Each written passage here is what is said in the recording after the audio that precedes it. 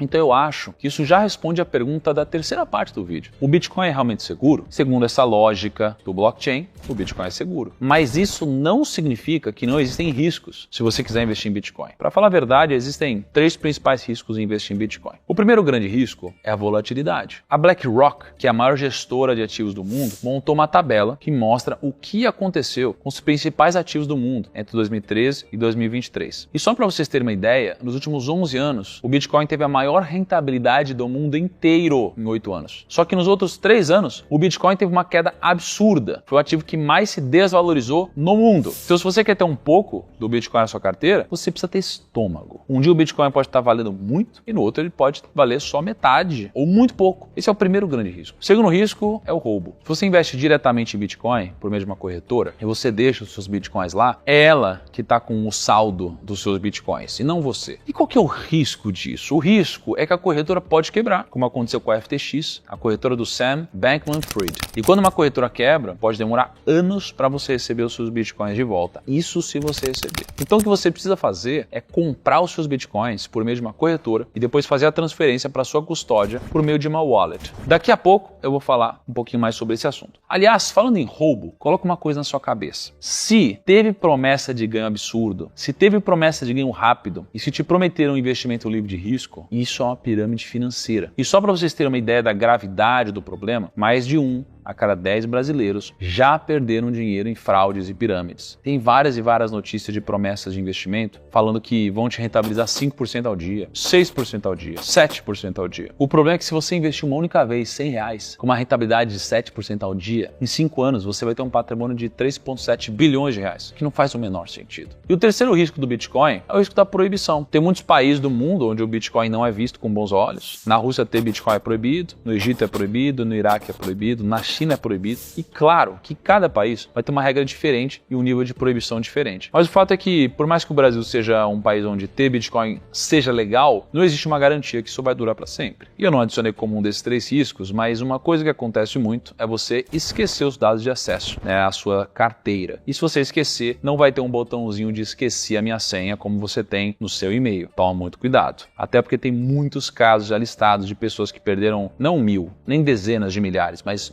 milhões e milhões de dólares em criptomoedas. Bom, então até aqui você já entendeu como investir em Bitcoin, entendeu o que é Bitcoin, entendeu como que funciona a blockchain, entendeu como funciona a segurança do Bitcoin, os principais riscos ao investir nessa moeda. E agora, na quinta parte do vídeo, você precisa entender os principais indicadores do Bitcoin e como você pode analisar esses indicadores para ganhar mais dinheiro. Sem muita enrolação, o primeiro indicador do Bitcoin é o famoso Fear and Greed Index. E se tem uma coisa que nunca me enganou no mercado financeiro, é o indicador de medo e ganância. Só para vocês entenderem, o Fear and Greed é um indicador que vai de 0 a 100. Quanto mais otimistas e mais gananciosas as pessoas estão, mais próximo de 100. Quanto mais próximo de 0, mais os investidores estão com medo e estão pessimistas em relação ao Bitcoin. Adivinha qual é o melhor momento para comprar? Obviamente, quando o mercado está pessimista. Assim você tem mais espaço para comprar barato e exatamente agora o Fear and Greed Index do Bitcoin está marcando 78 pontos. Isso significa que o mercado está otimista com o Bitcoin. Mas quando você estiver vendo esse vídeo, se o número estiver baixo, é exatamente o oposto que ele está representando. Então ele está sendo negociado por um preço mais salgado, digamos assim. Ah, então quer dizer que se subiu muito ou o pessoal está ganancioso, não faz sentido comprar? Não é isso, ele é um indicador. E como o próprio nome diz, ele indica algo. Não é porque um ativo está caro que significa que ele não possa ficar mais caro. Mas só para efeitos de comparação, se a gente olhar o que aconteceu com esse indicador nos últimos meses, a gente pode ver que o Fear and Greed Index está nas máximas nos últimos 12 meses. Então o mercado realmente está disposto a pagar mais caro pelo Bitcoin. O segundo indicador é o Hash Rate, que é o indicador que mostra o quão saudável está o sistema todo do Bitcoin. Quanto mais alto o hash rate, mais mineradores estão minerando o Bitcoin, mais poder computacional está envolvido no Bitcoin e mais segura fica a rede. E o índice do hash rate está bem alto. Na verdade, ele também está na máxima histórica. Ele está em 629,49 milhões de terahash por segundo, que é a unidade de medida desse indicador. Isso é uma coisa muito legal de você pensar? Pensa no ouro. Se você fosse um garimpeiro indo atrás do ouro, Aí do nada o preço do ouro explode. O ouro começa a ter cada vez mais valor. Aí você vai ter um estímulo muito maior para achar ouro, você concorda? Porque ele vai estar valendo mais. Se antes você achava uma quantidade de ouro e vendia por $200 e hoje você acha a mesma quantidade e vende por 300, é o mesmo esforço para um resultado muito maior. Agora, e se o contrário acontecesse? Se o preço do ouro caísse? Você provavelmente ia continuar procurando ouro, mas o interesse ia diminuir, porque o prêmio em relação ao seu esforço ficou menor. E está acontecendo justamente o contrário. Dá uma olhadinha nesse gráfico aí na tela. A linha amarela é a dificuldade que os mineradores têm de conseguir mais Bitcoin e a linha cinza é o preço. Desde maio de 2021, a linha amarela, que é o interesse dos mineradores, não parou de subir. Só que se você olhar para a cinza, que é o preço, de maio de 2021 até janeiro de 2023, o preço praticamente só caiu. Isso é um baita de um sinal positivo. Significa que as pessoas estão pensando com cabeça de longo prazo. E o terceiro indicador do Bitcoin é o Bitcoin Wallet Sizes. Esse indicador é bem interessante porque a gente consegue ver o número de carteiras com mais de 1.000 Bitcoins. E detalhe, 1.000 Bitcoins é a mesma coisa que 347 milhões de reais. E qual que é o ponto desse gráfico?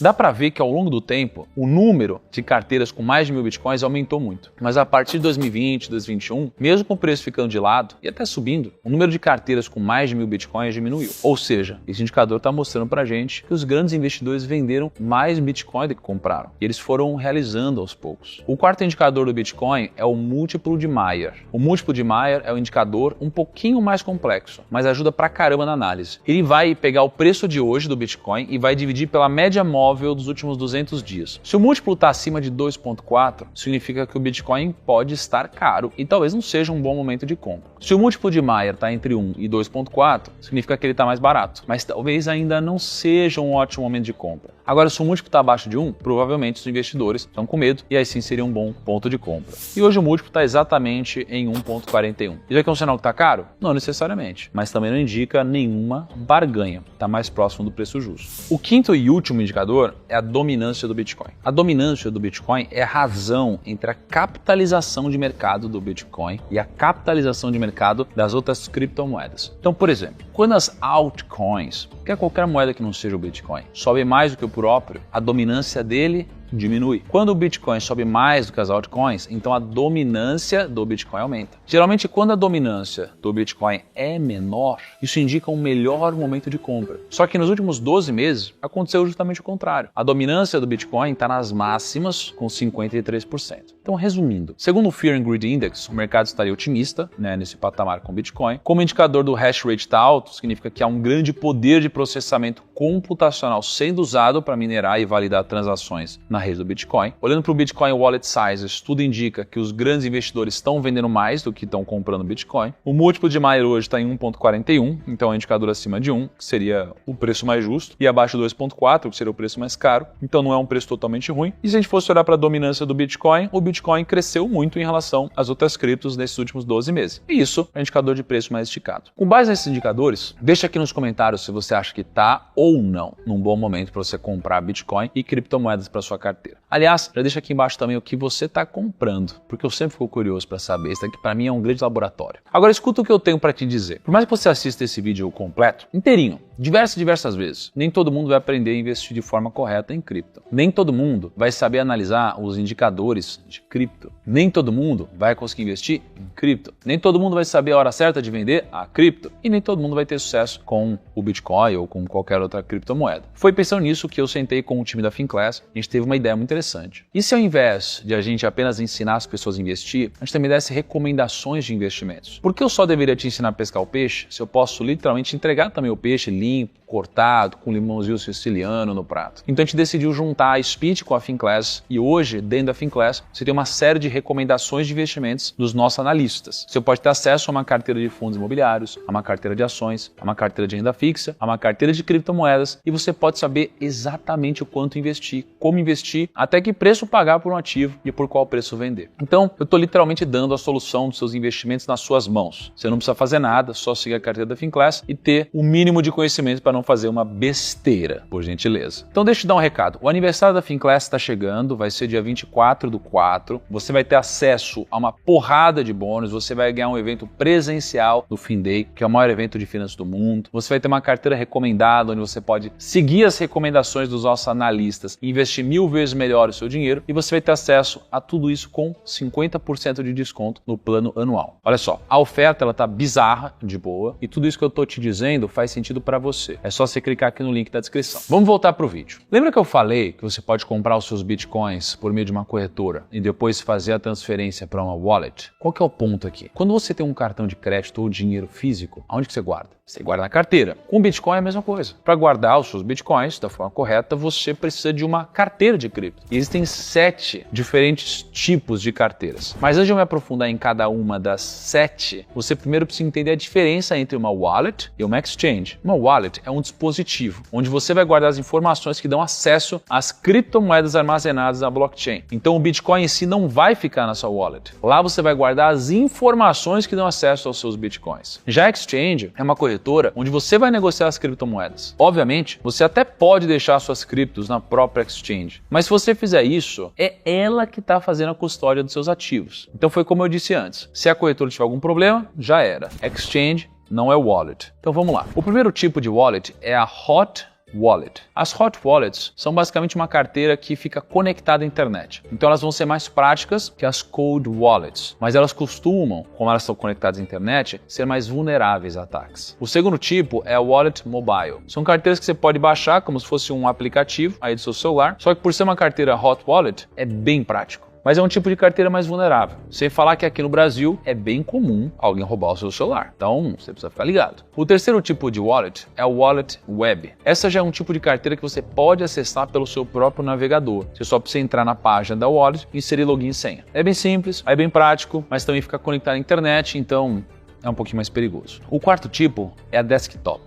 As carteiras de desktop são tipo um programa que você baixa e instala no próprio HD do computador. O legal dessa aqui é que os dados ficam armazenados no seu computador e não na internet. Então elas são mais seguras que as carteiras de cripto para mobile e para web. Mas você também pode pegar um vírus no seu computador ou alguma coisa que pode roubar os seus dados. O quinto tipo de carteira são as Cold Wallets. Eu tenho um vídeo aqui no canal mostrando como você pode configurar uma Cold Wallet, como que funciona toda a lógica dela de uma forma mais aprofundada. Mas resumindo aqui, as Cold Wallets são carteiras que não estão ligadas a uma rede mundial de computadores, ou seja, elas ficam fora da internet e por esse fato elas acabam sendo mais seguras. Existem 2 tipos de Cold Wallets, as Hardware Wallets e as Paper Wallets. As Hardware Wallets vão ser um dispositivo físico onde você vai poder armazenar os seus bitcoins. É quase como se fosse um pendrive. Obviamente, é mais seguro, porque você não está conectado à internet, mas não é nada prático. Para falar a verdade, dá um trabalho do caramba para configurar tudo do zero, mas é o mais seguro. O outro tipo de Cold Wallet é a Paper Wallet. Ele é basicamente um pedaço de papel impresso com as chaves privadas e públicas. Hoje em dia tem vários programas onde você consegue gerar uma Paper Wallet. O problema é que o seu computador pode estar infectado com algum vírus no momento que você criou a sua carteira e pode dar problema. Então não é a forma mais segura de todas. Dito isso, a minha sugestão para você é que caso você tenha um valor um pouco mais relevante em Bitcoin ou em criptomoedas, faz mais sentido você ter uma hardware wallet e proteger da forma mais correta possível. Agora, se você quase não tem nenhum valor em Bitcoin e só quer se expor de alguma forma, a variação do preço da moeda, você pode fazer isso daí através de um ETF ou de um fundo que pode fazer mais sentido para você.